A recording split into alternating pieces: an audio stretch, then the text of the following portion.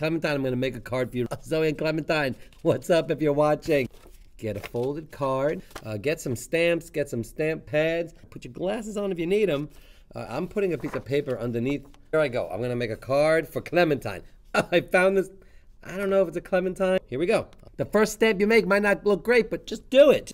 Clementine, I'm gonna make you a card. I told you I was gonna do this and I'm making it. Here I go, I'm gonna do this right now. I'm gonna take this color and look at this.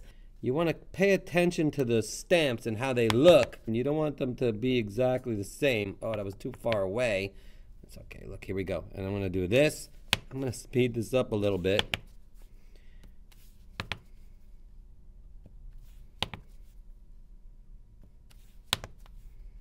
Now I'm gonna do this. I'm gonna take a little bit of this orange color. Oh, it's gonna give it a pop. That's a lot of pop there, but that's okay.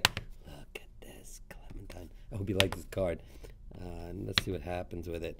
So I'm just gonna kind of stamp. All right, so there I go. I did that. Now I'm gonna take this thing which says hello. Let me see what that looks like. Hello. So here I am, I'm saying hi and I'm making a card with clementines and the word hello.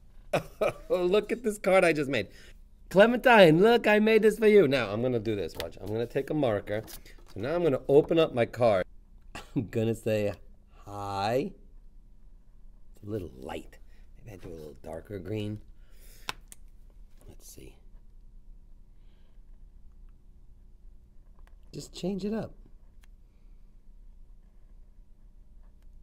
I love making bubble letters because it's fun to do and it gives you this kind of ability to make something look a little interesting.